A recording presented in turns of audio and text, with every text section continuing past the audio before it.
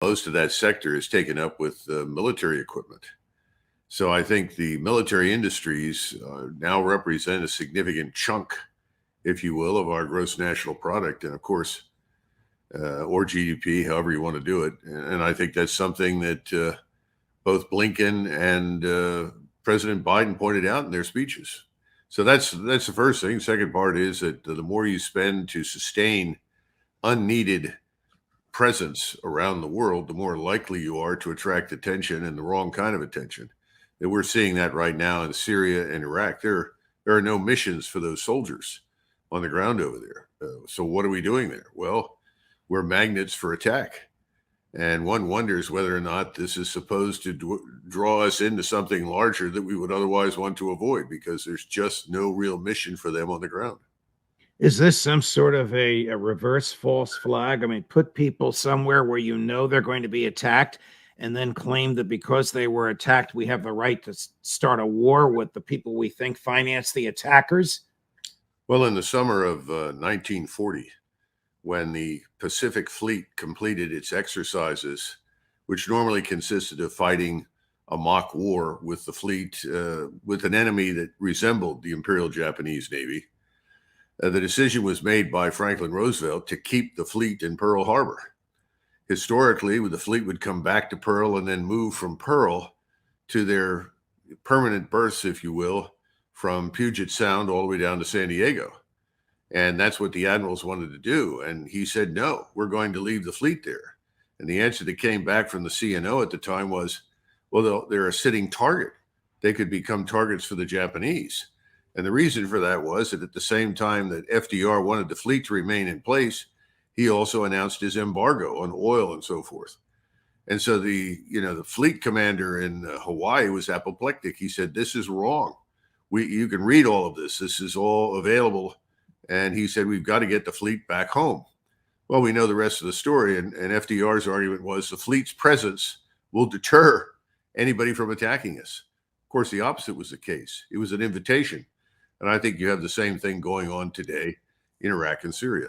I can't resist commenting on FDR, even though I didn't intend to go there. We interviewed a professor this morning, David Beto of the University of Alabama, who wrote a terrific book about FDR's assault on civil liberties. And at the end, I asked him if he thought that FDR knew that Pearl Harbor was coming, and his view was sort of halfway. He knew that something was coming. He didn't know it was Pearl Harbor. I think the research today shows clearly he knew, and clearly he expected it, and clearly even wanted it to change public opinion so that we could enter World War II and save Great Britain.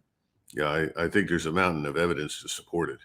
Because the other place that everybody was looking at the time was, of course, Manila and the Corregidor. They were looking at the Philippines.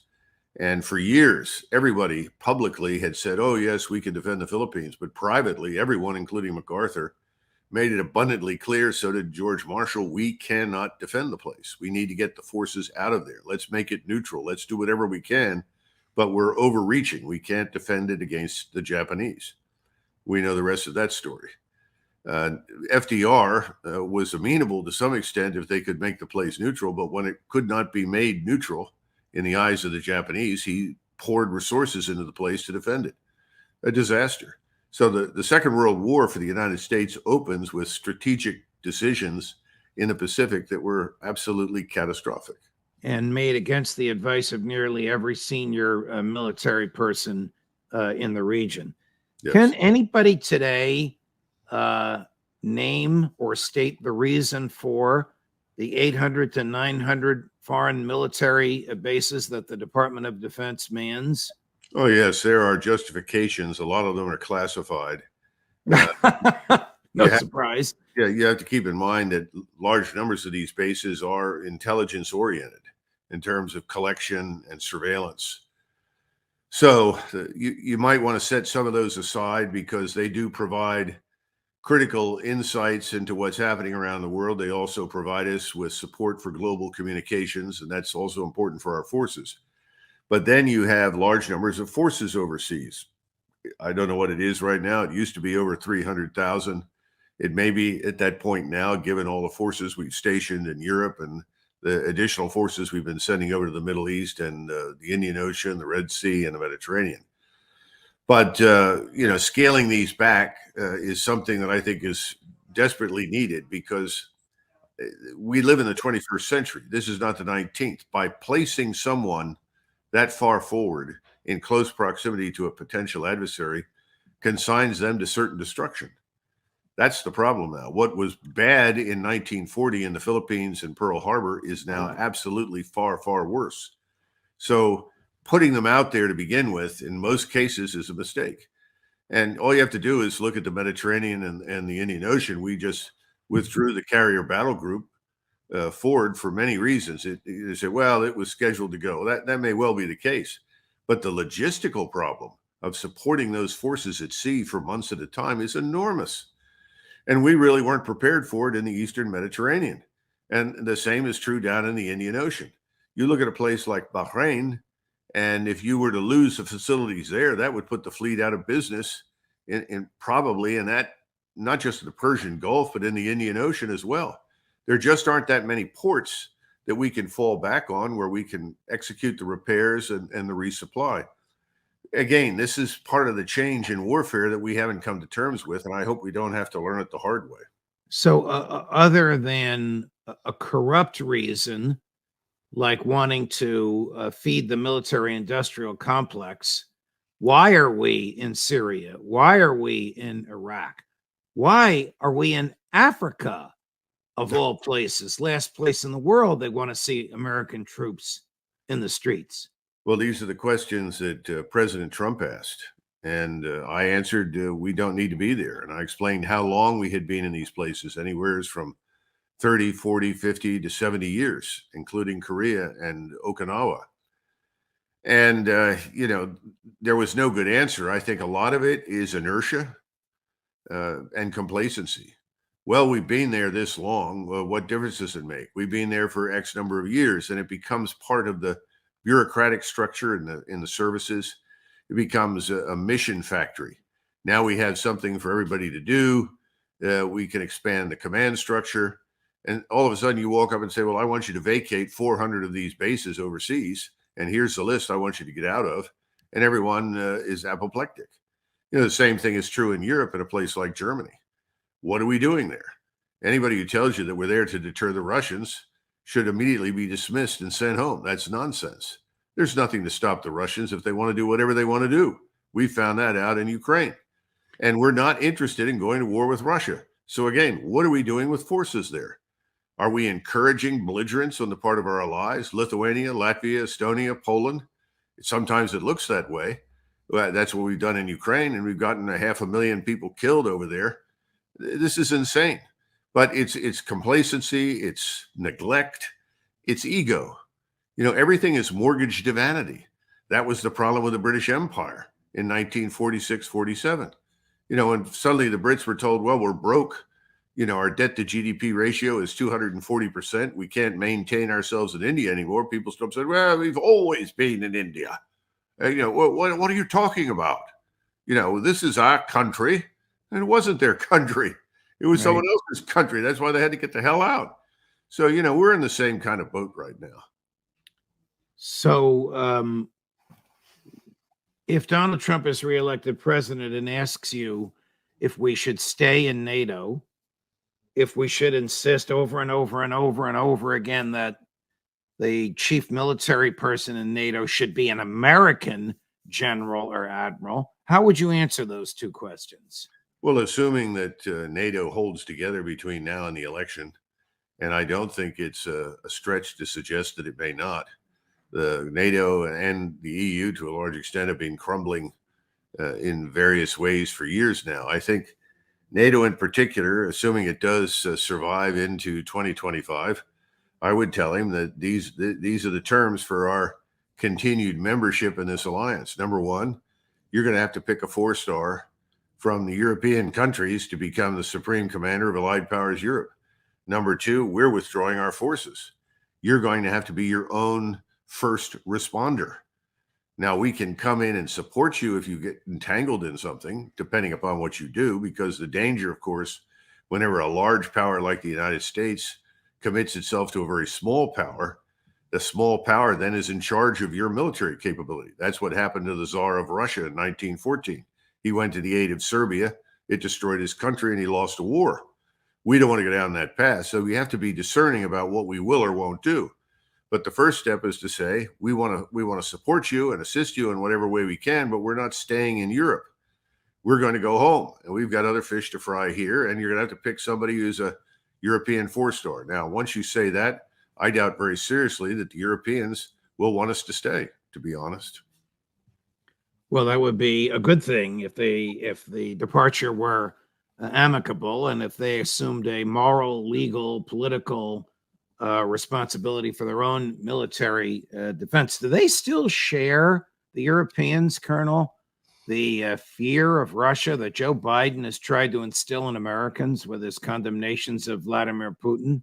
It's astonishing to me, but when you go to a place like Finland and Sweden, two places where, frankly, they should have no fear whatsoever of Russian attack, they are both hypersensitive to the possibility, even though you point to the map and say there are no Russian forces interested in invading your country. There's nobody in Moscow that's even brought it up. What are you doing? And now we've already put some of our forces on the ground in Finland. And I suspect that if we're allowed to, we'll put missiles in that country. And that turns Finland into a magnet for attack because the Russians are going to sit there and feel threatened. It's stupid. I think the Poles are coming around to understanding that the Russians aren't coming. You know, remember the movie, The Russians Are Coming, The Russians Are Coming? Well, I think most of the rest of them have wakened up and figured, no, the Russians aren't coming. But in the meantime, the globalist elites or neocons, whatever you want to call them, continue to tell everybody, yes, the Russians are coming. The Russians are coming. It's absurd. Do you think the globalist elites, the neocons, the Biden administration, the State Department has recognized the abysmal failure it produced in Ukraine? Privately, yes. Publicly, no. And they will not admit that failure because to do so would essentially say we are bankrupt. We never had a strategy, and they never did. There was no strategic aim. This nonsense of we're going to harm Russia or we're going to make Russia so miserable they'll throw Mr. Putin out. That was absurd.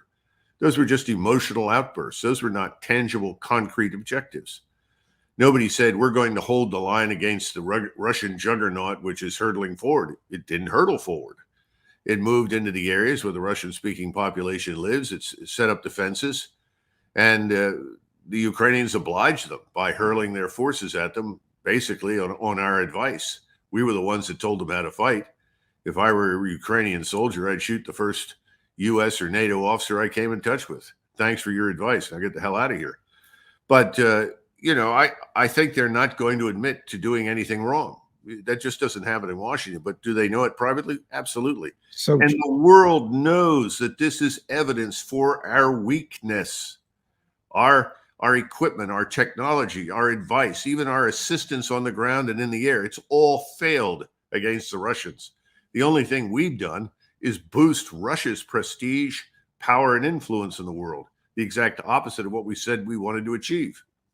How bad is America's influence in the world when Joe Biden can start out by saying Putin's finished, Putin's done, Putin's lost the war.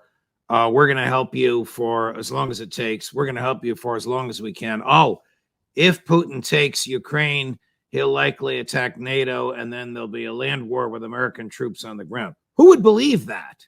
Well, a lot of foolish people, I think, have signed on for it, but more and more people are realizing two things. Europe, much like us, is doing everything it can to destroy itself. They opened their borders. They brought in millions of people who will never be Europeans, can't be Europeans, don't want to be Europeans. And they're being told that if you object to this, well, then you're an evil racist Nazi. They bought that line. Europe's in a lot of trouble internally as a result. And on top of that, by joining this stupid crusade against Russia, they've shot themselves in the foot economically. We don't need to go through the oil and gas problems and energy problems to make that case. It's across a range of issues in the economies. Right. So Europe is crumbling. We're doing more damage to ourselves every day on the border and across this country by failing to enforce the law, by allowing anyone who wants to come in without regard to what they may or may not be interested in doing. And this is killing us. It's killing our country. It's killing us as a society. It's destroying our societal cohesion. All of these things are happening. So if you're sitting in Moscow or Beijing, you might as well sit back, light up a smoke, and have a beer and watch the stupidity unfold, because there's nothing they can do to us that is worse than what we're doing to ourselves. Since we were together last, Secretary Blinken assigned two emergency declarations, both of which give some cash and military hardware to Israel and to Ukraine. In order to sign both of them, he had to swear under oath that these were American national security emergencies. Now, I would defy him to explain that under oath. It is inconceivable to me, and I think to you, that whatever is happening in Gaza and whatever is happening in Ukraine is an American national security emergency sufficient to justify under the statutes bypassing Congress. Question: does this surprise you that they have stooped to this level? No, not at all. Why would anybody be surprised? You saw, of course, the dozens of members of the House and several dozen senators stand up and object that this was effectively unconstitutional. Simply bypassing these houses was unacceptable. People had to explain this and justify it. We were not going to unconditionally support anybody. This is essentially a blank check, and we Americans don't provide blank checks. Wrong. You didn't hear anything. Neither did I. Right. Everyone is in the same corner. And the same corner is, well, we give Israel anything it wants because they're killing people that we would kill too. I don't know how many times I've listened to that. I think we have to come to terms with the reality that for a very long time, the kind of dehumanization of people that we went through during the Second World War, especially towards Japan, for instance, has taken hold towards Arabs in the Middle East, and probably Muslims in general.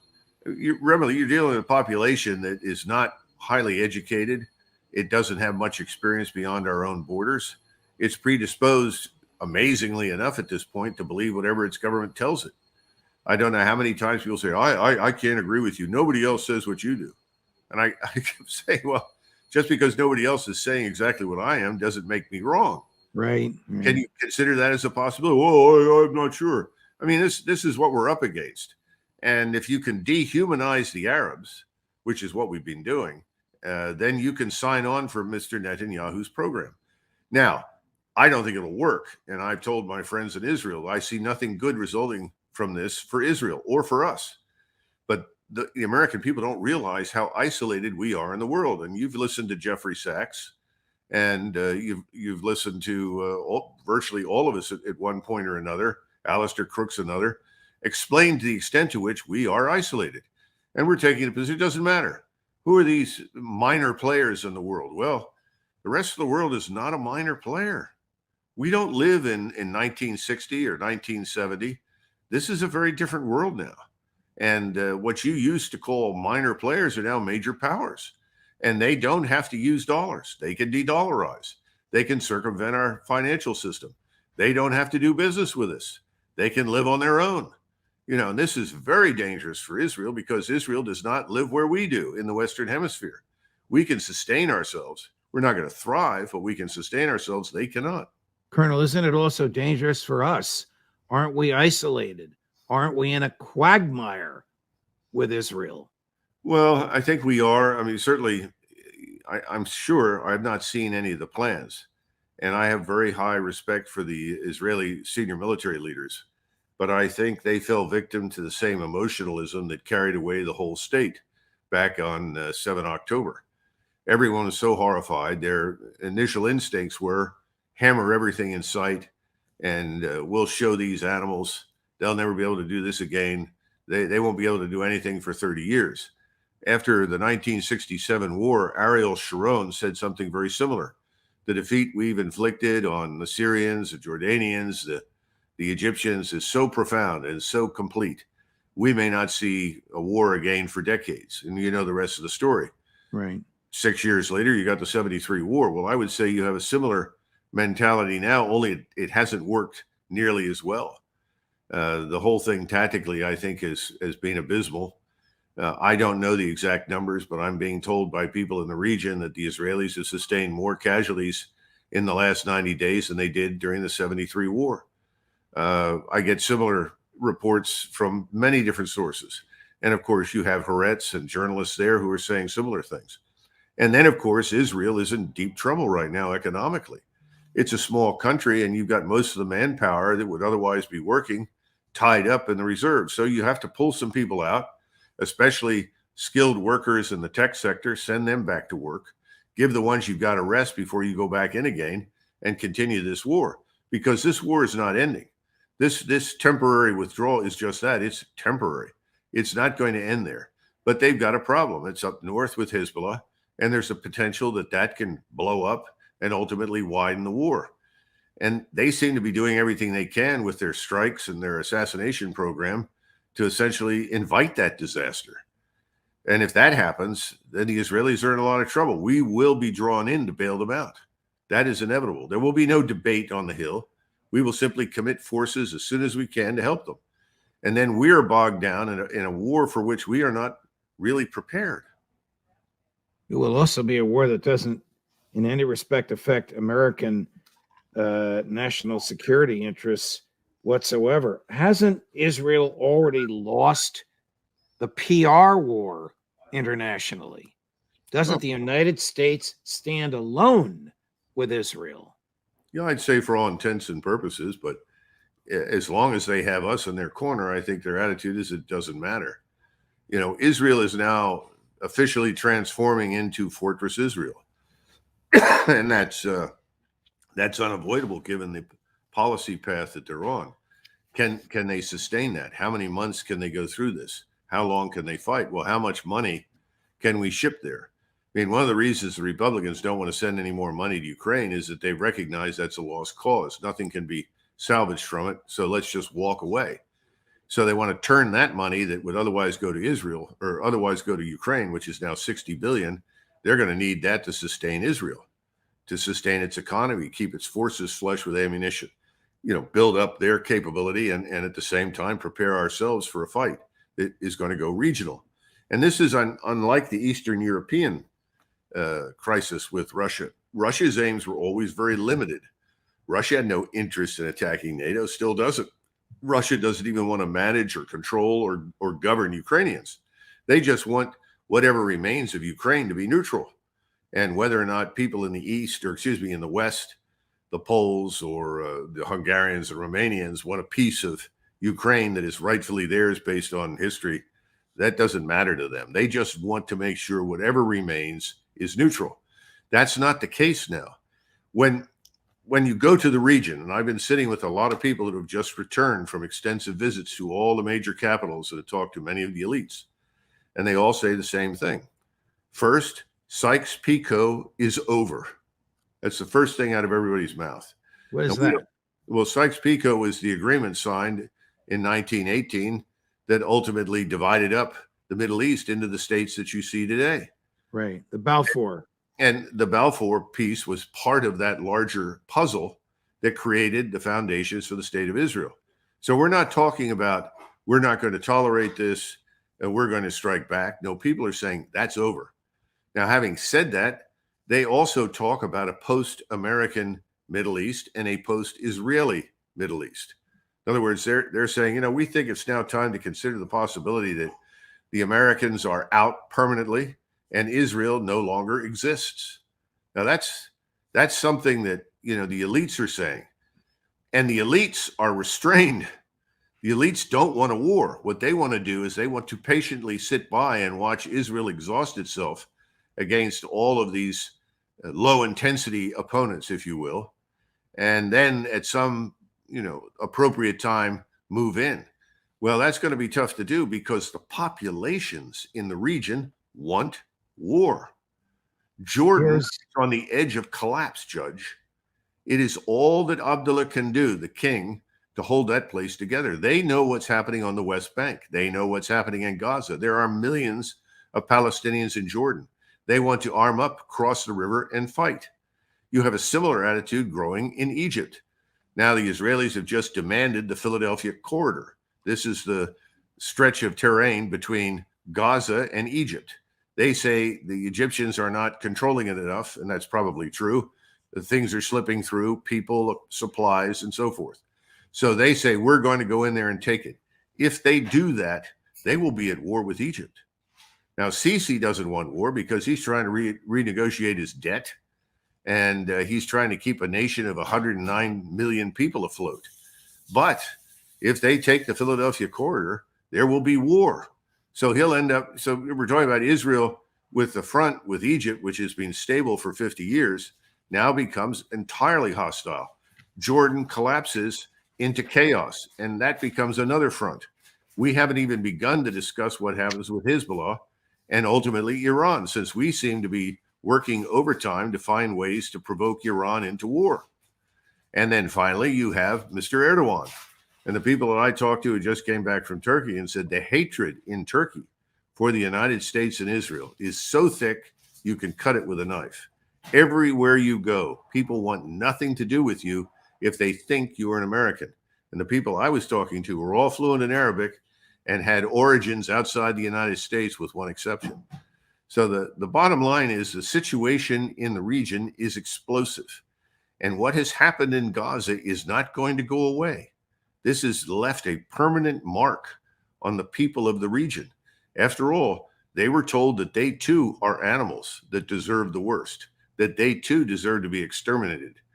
They will not tolerate this. This is going to blow up in everybody's face. Here's President Erdogan using extremely harsh language about Prime Minister Netanyahu. It sounds, we'll hear it in a minute, but it sounds as though he is encapsulating what the Turkish people think about the Israelis. Cut number 9, Chris. And right in front of our eyes for 80 days, all virtues relating to humanity have been shot at. At stadiums, we saw the Nazi camps of Israelis. How does this happen? They used to talk about Hitler, but how are you any different than Hitler? This is even worse than Hitler. What Netanyahu is doing is no less than what Hitler did. So, Hitler was not as rich as he was. He is richer than Hitler. He takes support from the West. He receives every kind of support from the US, and with all that support, more than 20,000 Gazans were killed. The voice that is standing with the innocent and the oppressed is the voice of the Muslim Turk. Wow. Is he under pressure to mobilize what I think you've told us is a fairly substantial military? Not yet, but close. I think that it's a mistake for people in the West, for people in Israel, to simply dismiss Erdogan as a hot air machine. And I hear that frequently. Oh, Erdogan talks, he does nothing. He talks, he does nothing. Well, taking the decision to commit the Turks to a war is a very serious one. He knows that. I don't think he, any more than Mohammed bin Salman, the Saudi prince who is currently governing Saudi Arabia, I don't think either of them want a war. I don't see any evidence that people in Tehran want a war. But they're being pushed because their populations are infuriated. Their populations want to fight. And they're prepared to suffer whatever is required to put an end to this Israeli state and its hegemony in the region, which is really what it amounts to in their eyes. It's very dangerous, and I don't know how you get out of it except to stop what's been happening, and that's not going to stop. What's going on in Gaza will continue. They are not finished. Anyone who thinks that this is over is very much mistaken, and I think Mr. Netanyahu made that clear. And the longer this lasts, the more the anger, frustration builds, the more likely a regional explosion is. Here's what the people in the Middle East are seeing. This is from our friend Max Blumenthal about events in Gaza on Christmas Eve, number 11, Chris. While much of the world celebrated the holiday of Christmas, the Israeli military was carrying out yet another massacre in the Gaza Strip. This time in the Maghazi refugee camp in the center of the besieged enclave, killing at least 70 civilians with missiles supplied by the United States. The Gray Zone obtained this exclusive footage filmed at the site of the Christmas Eve massacre. Does Joe Biden feel any complicity for this slaughter? Well, how could you know that? You can't get in his head. Shouldn't Joe Biden and Tony Blinken and the others feel complicity for this slaughter? I would think so, but I think they are all, and again, let's exclude President Biden. I don't know how much he understands. So I'm willing to consider the possibility that he's not fully aware. But everyone else has chosen sides. It's over as far as they're concerned. And they're working overtime through the media and all the instrumentalities thereof to promote the notion that this is justified and that nothing will be safe and no one will be safe in Israel until all of these enemies are disposed of. This never works historically. Mass expulsion and destruction of life and property always reaches a high point and then it recedes because it can't go on. And ultimately, you precipitate alliances against you. And I think that's where we are right now in Israel and the United States, because we are very much part of this. There's no question about it. Colonel Macgregor, it's a pleasure no matter what we talk about. Thank you for your insight, and thank you for your analysis, and thank you for your time. I hope we can see you again next week. Sure. Thanks, Judge. Of course. Today, I have Colonel Douglas Macgregor with me to talk about the chaos going on in Europe with Putin and Ukraine. Are we going to be drug into a Middle East conflict? Colonel Macgregor, thank you so much for coming on today. Sure, thanks. So I've been reading that Volodymyr Zelensky of Ukraine is accusing Putin and Russia of being behind the Hamas attacks on Israel and that there needs to be an international investigation. Is this his way of continuing to demonize Putin, or is he trying to pull Ukraine back into the media, or do you think there's any truth to his accusations? No, I don't see any truth in it. And I think he's trying desperately to do whatever he can to drag us back into the war, because he knows that he's effectively on the road to being abandoned. He knows the money is going to stop. The arms have already stopped. The ammunition isn't coming. He's at the end of his rope. So I think he's probably ready to do or say anything that promises to help him in any way. Yeah, okay. So by following your work and your contacts, we've learned the truth that millions, tens of millions of Ukrainians have fled Ukraine. They have no plan of returning to the country. 500,000 plus Ukrainian soldiers have been killed or injured. Yet the war continues, with Zelensky remaining confident that he can win. Is this Zelensky employing his acting skills, or does he actually believe he can beat Russia and Vladimir Putin? No, I think he's more sober-minded than that. He's at the end, and he's going to say whatever he can to prop himself up to the bitter end. Who knows what sort of fate awaits him? I think there's a darn good chance that he may not survive in office. He's offended, aggravated, angered millions of Ukrainians. He's led them down the path to total disaster. That usually ends badly for the leader. And then, of course, he's probably got a number of escape routes planned to various places where his bank accounts and homes are located. But, look, this war is over. If you wanted any evidence for that, all you had to do was essentially look at the budget fight over the money. Suddenly now everyone who was pushing war with Russia in Ukraine is now pushing war with the world inside Gaza for Israel. So we've just essentially taken the same chorus, moved it to a different theater. They're singing the same kinds of tunes, hoping for a better outcome. I don't think the outcome's going to be good in either case, but that's another matter.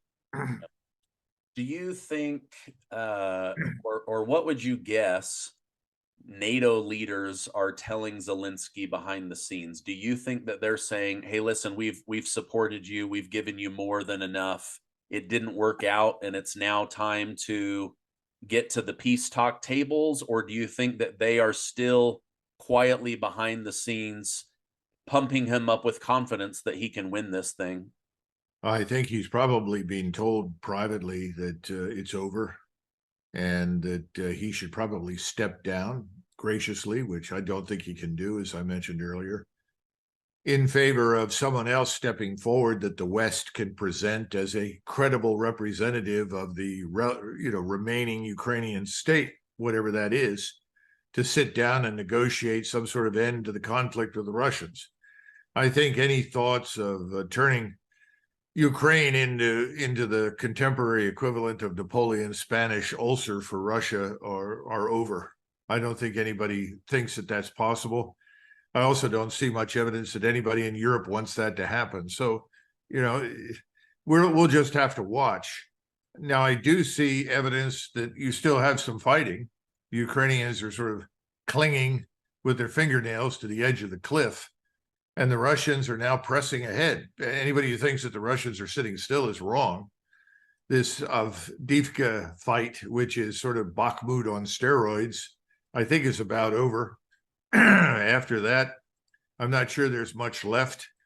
Whatever Ukrainians are there that still constitute the army will want to retire to the Dnieper River and cross it and get out of the way. The question is entirely up to the Russians. What do they want to do? What are they going to demand? Are they going to offer any terms at all? To whom will they speak? They're certainly not going to pay any attention to anything we say. We've yet to tell the truth to them about anything. So the question is, who can step forward? I don't have that answer. I think they've got to wait, frankly, until there's some turnover in European governments and they have new leadership before they can expect anything from them. So, the tragedy is not yet completely over, but for all intents and purposes, this is the end. In other words, this is similar to the situation that existed after we crossed the Rhine and the Soviets reached the outskirts of Berlin. Okay. Well, Zelensky has also said that Putin is taking every opportunity to undermine Ukrainian democracy and elections. But isn't it Zelensky that's not allowing elections in order to keep himself in power? Well, what do you want? I mean, the man's already said that there will be no elections in Ukraine for the foreseeable future. He's effectively banned the Orthodox Christian Church from operating in Ukraine. I mean, just go down the Bill of Rights. Who has any rights left? I'm not sure there are many rights that cannot be discarded with impunity by him. He still has a substantial SBU, or Ukrainian secret police, behind him, which looks more and more like the NKVD under Stalin, rounding up people, forcing them into uniform or disappearing them, if you will. I wonder what's going to happen to this Gonzaga Lira, who is sitting in a Ukrainian jail because he was honest and told the truth about events on the ground in Ukraine. Apparently, he's simply being left to rot in prison. The State Department doesn't seem to be interested in the man, even though he's an American citizen. It's a very tragic situation. But that's a good warning for everybody, including people like me, what you can expect from this administration if you're in trouble. Yeah, probably because Gonzalo Lira was not beating the drum that Washington, D.C. wanted. And so they're like, we're not going to back a journalist who isn't putting out the narrative that we demand, as if he was Twitter or Facebook or Google or something like that. Well, do you think that in the last couple of days there's been multiple drone attacks on the capital of Ukraine? Do you think that Putin and the Russian Federation army have they been attacking the capital this whole time, and it's just now coming into the news? or is this something new as they try to get people to the peace talk tables? What do you think is going on there? Well, they've launched attacks at targets that they could identify as having some military value or political military value. It's been episodic, but I think they're very definitely ratcheting up the pressure because the Ukrainian forces are now actually defecting in large numbers. We've always had numbers of Ukrainian commanders that surrendered smaller units because they couldn't evacuate their wounded. They didn't want the wounded to die, and they knew that the Russians would provide them with better care. I mean, one of the problems inside the Ukrainian military from day one has been a very inadequate structure for medical treatment and evacuation. So that that much is persistent. I think they're ratcheting up the pressure because they're going to close in on Kiev. They're going to roll up to the Dnieper River. There's no question about it. Frankly, there's not a whole lot out there to stop them. And I think they have hoped that someone would sober up in the West and step forward and say, let's talk, enough's enough, you've won, let's see what your terms are. But no one's done that. And until somebody does, there is no incentive for Russian forces on the ground to stop.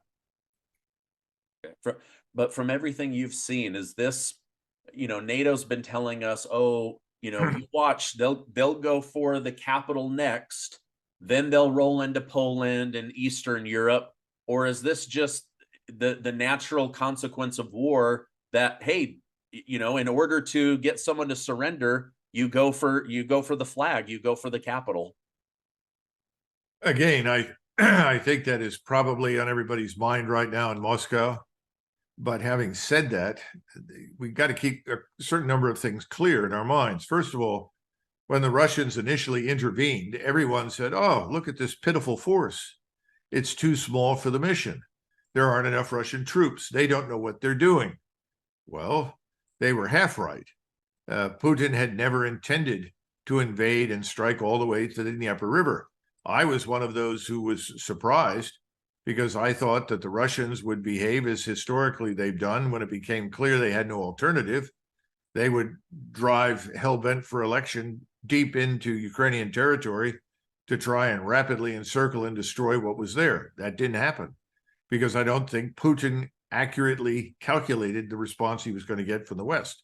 I think he was surprised at the enormous hostility and hatred that emitted from Washington, D.C. and other European capitals. So now they've got the force available that could take them all the way to the Polish border without question. But again, it's not really what he wants. The Russians don't want to rule the Ukrainians in the West. They know the Ukrainians in the West are true Ukrainians. These people have never lost their sense of identity or their cultural foundation, their language. They are different from the Russians.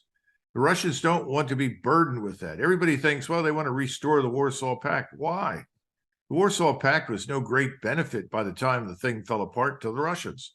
Cuba is another example. It was a disaster, just an open black pit for Russian money and resources.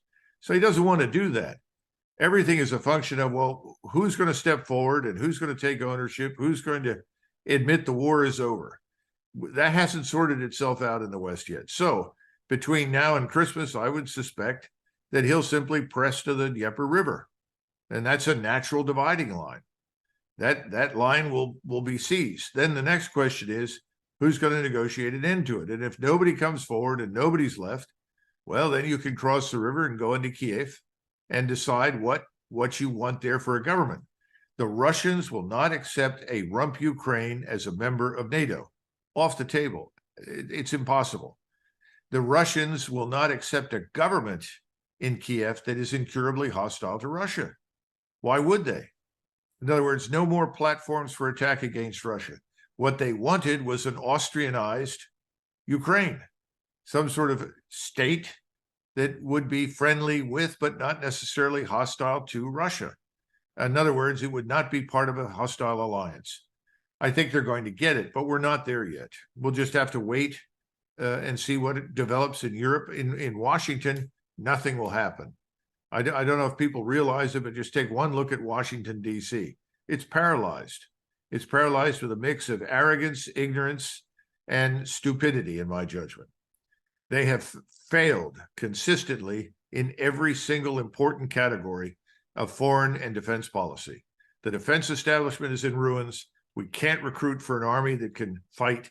We don't have the resources to send anywhere. We don't have any additional ammunition left. We have to replenish our own stocks. We have open borders. Millions of people have poured into the country. We don't know who they are, but they're increasingly an enormous economic burden. We have a failing economy and a deteriorating financial situation. Despite what you hear on the mainstream media, everybody says everything's great. Oh, there's a bull market. Well, let's all get in there. Forget it. Only a fool would do a thing like that. I remind people that in June of 1929, Secretary of the Treasury Mellon told the American people, "We live in an era of unbroken prosperity. There is nothing to fear." Meanwhile, he was liquidating all of his own stock holdings, investing heavily in gold and cash. And he wasn't the Lone Ranger. People lie. And the bunch in Washington is standing on a mountain of lies. Now they've taken this Israeli problem on, and they've done the worst possible thing. Instead of sitting down and saying to the Israelis, look, we're not in a position to fight a major regional war. We cannot promise you unconditional support. You're going to have to limit the scope of your operations. That may change in the future, but today, these are the limits. Nobody said that. We're back to what we told Zelensky. You have the scientific, industrial, military power of the United States and NATO behind you. You are going to win. We will give you everything. Well, I think that's what Mr. Netanyahu is also counting on. It's not going to happen. Yeah, wow. We can barely do one war, let alone two, and yet they tell the American people, we're America. Of course we could do two. Yeah, bring on China while you're at it. My gosh. It's just monumentally stupid. Yeah. So just a couple of days ago, I had General Michael Flynn on my show. He said one of the things he was investigating before the deep state made their move to remove him from the Trump cabinet, that there was an awful lot of money laundering happening from the Pentagon through military operations. The day before I interviewed him, the Pentagon failed an audit saying we can't account for $3 trillion. $3 trillion is the amount of money that they bring in tax collections from every American combined. So do you think there's any truth to what General Flynn is saying, or is it just hard to track money and weapons when you're in the heat of war? Well, that's a great excuse. The next time I plan to go to war, I can forget about stealing money and plussing up my bank account. I don't know the details. I'm sure he would not say such a thing if it were not true. So I impute credibility to his statement. I think he's on to something. But look. And now a quick message from today's video sponsor, Morgan & Morgan. In 2020, there were over 5 million auto accidents. That's more than 600 an hour. 600 an hour. And those in an accident may be entitled to more than they think. A few years ago, I was injured in an auto accident. At first, I didn't want to hire a lawyer because I felt bad for the woman that hit me. But I learned from the law firm that they would be going after the insurance company to make me whole and not the woman. Morgan & Morgan have modernized the injury law process so you can submit a claim and communicate with your legal team all over the phone. So if you're ever injured in an auto accident, you can check out Morgan & Morgan. You can submit a claim in 8 clicks or less without having to leave your couch. For more information, go to forthepeople.com/Stephen Gardner or dial pound law. That's pound 529 from your cell phone. All right, let's get back to today's news update. No one in Washington is interested in a real audit of anything. We can't audit the Fed. I think you'd have trouble auditing a lot of the senators in their personal finances as well as in the public ones. I think the entire structure of our government has fallen apart. People don't realize how fragile our government is at this point. The rest of the world looks at us and they see the old American brand. oh, America is powerful. There's no one that can challenge the United States. Its military is all powerful. It's this, that, and everything. Those days are over. That's 30 years ago. That's 1991. Today, everything has changed. We've had enormous demographic changes. We have enormous discontent inside our country with a whole range of people for very, very serious reasons. We don't have societal cohesion anymore. Go back and look at the days of Gulf War I. Look at the attitudes that people held at that point and how people reacted to what was happening, and then look what's going on now. The point I'm trying to make, and I've said this several times, the last thing the United States needs at this point in our history is a war of any kind.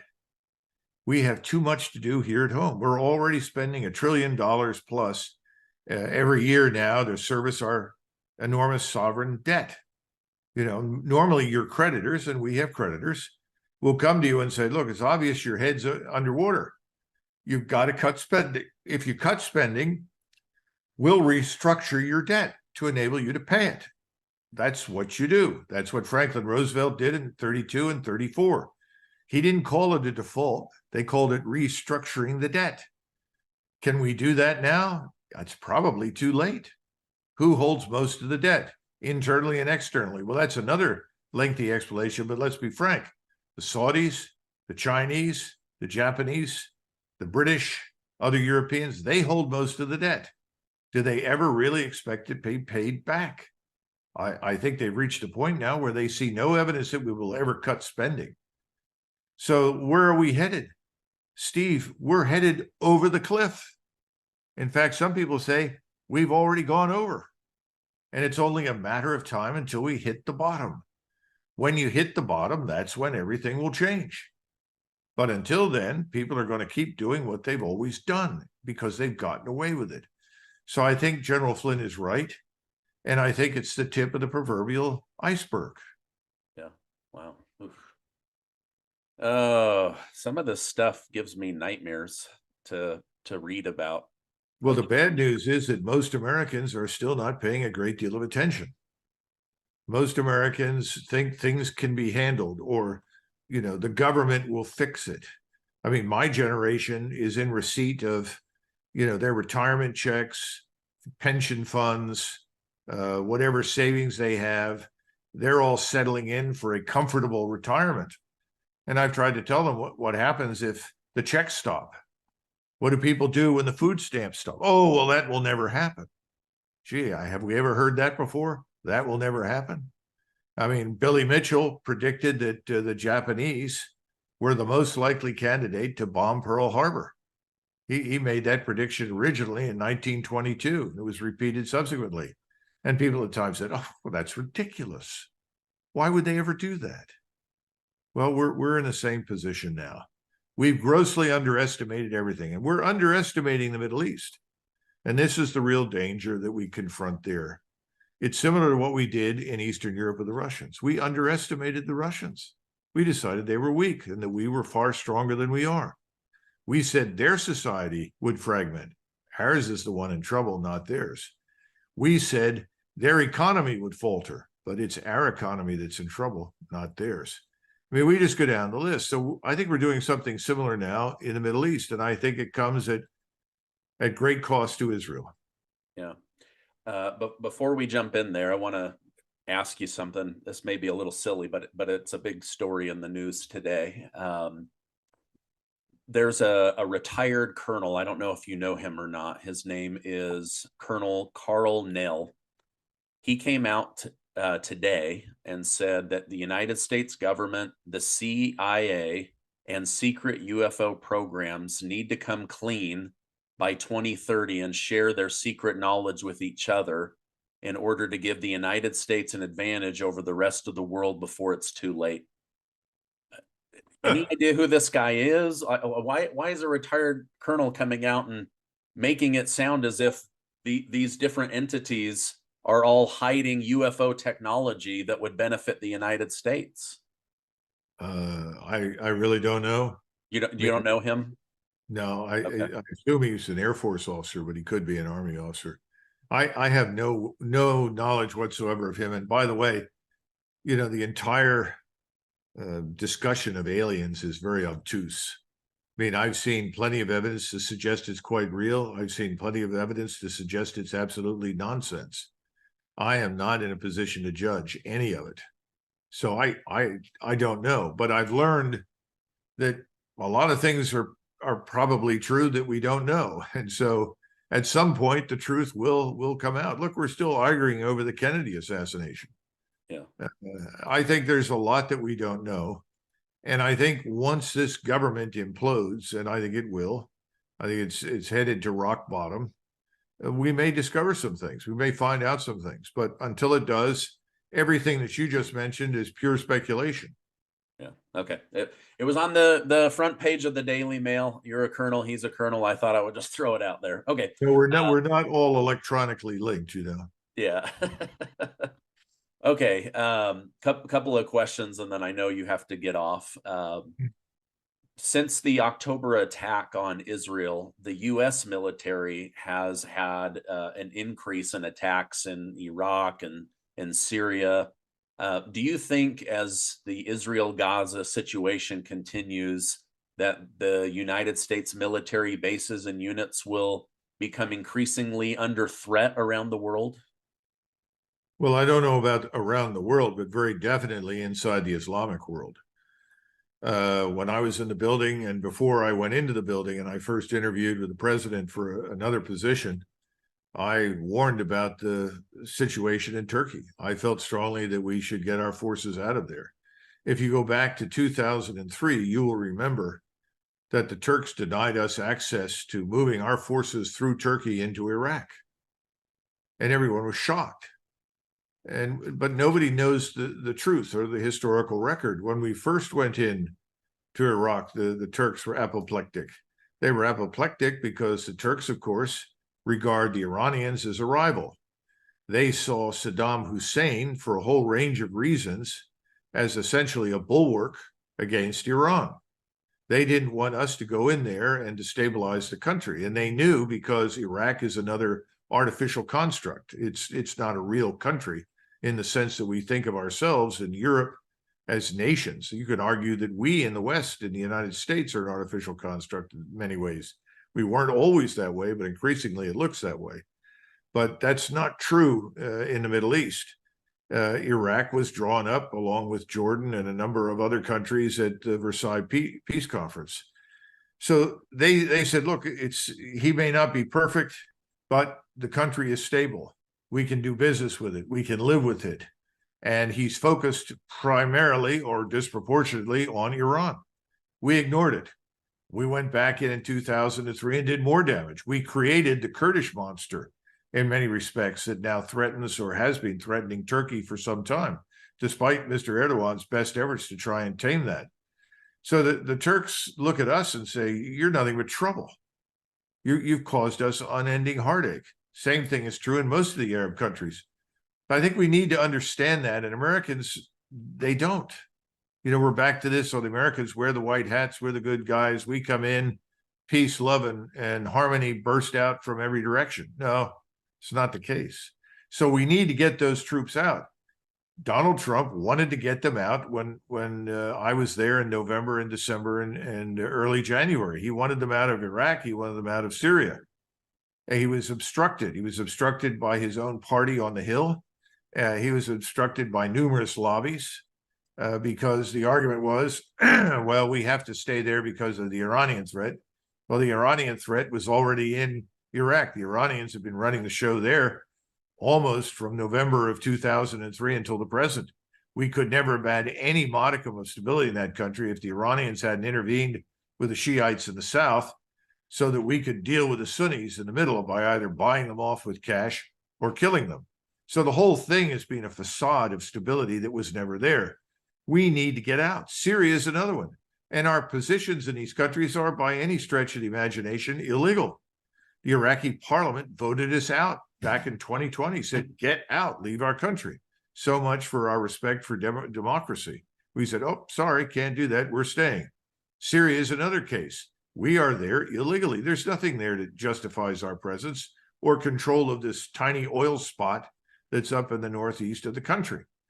And now we are viewed as unwanted aliens and potentially threatening, not just to the Iranians and the Iranian proxy militias, but by the Sunnis and the Turks. So we need to get out, but we won't get out. We'll stay, and things are going to get a lot worse. And it's going to be very difficult to rescue them. A friend of mine in the building gave me a good comparison. It's a bad thought, but it worries me a great deal. Most of your viewers will not remember World War II and Wake Island. Wake Island was this tiny island out in the vast Pacific. It was important to us for many reasons strategically, but it was indefensible. It was too small, couldn't possibly be defended. We wanted to get troops out, but we couldn't. So the Marines that were on Wake were lost. They were captured and went away. The same thing was true in the Philippines. We tried to get out of the Philippines through most of the 1930s. FDR actually empowered MacArthur with the president of the Philippines to make a deal for neutrality for the Philippines so that we could avoid a war with the Japanese in the event that they decided to seize the Philippines. All of these things failed. So we had 11,000 American soldiers captured on Bataan. We had 1,000 plus Marines and sailors captured on Wake Island. We have a history of this. This is not good. And once the enemy holds your soldiers, sailors, airmen, and Marines, what are you left to do? What's your answer? Global war, total war, world war? Why wait for the inevitable to occur? So I think we should get out of all of these places, but I hold the minority opinion. Yeah. Oof. Okay, just a couple more questions, then we'll get you out. I appreciate your time. Saudi Arabia has called for an end to the carnage happening in Gaza. Prince Mohammed bin Salman has said if Israel doesn't stop these illegal attacks on Palestine and Gaza, that he will wake up the Middle East against Israel. Is this a credible threat? What are your thoughts on his comments? I think they've already begun the wake-up call. So I think he's absolutely serious. Now, the Saudis and the Emirates, Egypt in particular, several other North African countries, they have a weapon at their disposal in terms of oil and gas. In the case of Saudi Arabia, it has the weapon known as the U.S. Treasuries. If it simply dumps all of the treasuries it holds, that could start a fire sale here because our banks hold vast quantities of these treasuries that were bought when the interest rates were very, very low that now have really no value. If those things begin, that's going to have a huge impact here. But from a military standpoint, the one actor in the region that should be taken very seriously is Mr. Erdogan in Turkey. And I wish people would look at the remarks that he's made over the last couple of weeks. And he said several things that everyone should listen to this man. He is not hot air. He's real. He leads the Muslim Brotherhood in the Middle East. He leads it in North America. He is a believer. He is quite serious. And he said recently, speaking directly to Netanyahu, you, Mr. Netanyahu, are finished. You're gone. We are not talking to you anymore. It's over. Then he said, you, Mr. Netanyahu, are quick to threaten others in the region with your nuclear power. Let me be clear, all the nuclear weapons at your disposal will not rescue you. You will not survive this. And then he said, at some point, Turkish soldiers will fight in Gaza. Now, those need to be combined with what the Crown Prince of Saudi Arabia said, because you're looking at two sides of the same coin. One kind is military power. The other coin is primarily economic. You have the Suez Canal. You've got the Straits of Hormuz. What does it take to shut them down and block them? Not a great deal. And then you have Iran. Iran is not like Turkey. Its population is not violently anti-Israeli. It isn't. It's very upset by what's happening. But the Iranians are much more moderate in their views. Unfortunately, though, the Iranians know that if they are to be taken seriously in the region and by the Islamic world, they have to take Gaza very seriously, and they've done that. They have an enormous arsenal of tactical theater ballistic missiles, as well as cruise missiles and unmanned systems. They have enough of them ready to shoot, ready to launch, that they could destroy much of Israel's urban terrain. In other words, its cities. We haven't even discussed the Turks yet. I'm talking about Iran. The biggest mistake we could make would be to attack Iran. And pointing to Iran and blaming them for what happens in Iraq and Syria is infantile. Those militias want us out of their countries. That's what it's about. Get out. You're not wanted. And the people that have been working to bring on a war with Iran for over a decade are saying everything they possibly can, once again, to indict Iran and provoke a war with it. I mean, remember, President Trump went through this in 2019. You had Bolton at the time and Pompeo, McKenzie and CENTCOM. All these people are, well, it's Iran, it's Iran, it's Iran. We literally set them up to shoot down the global hawk and then said, that's it. And oh, by the way, Mr. President, we have the strike packages ready to go. And President Trump said two things. First of all, how many people did we kill with the global hawk? Well, of course, none. It's unmanned. And there was no pilot. Oh, well, then what happens after we launch the strikes?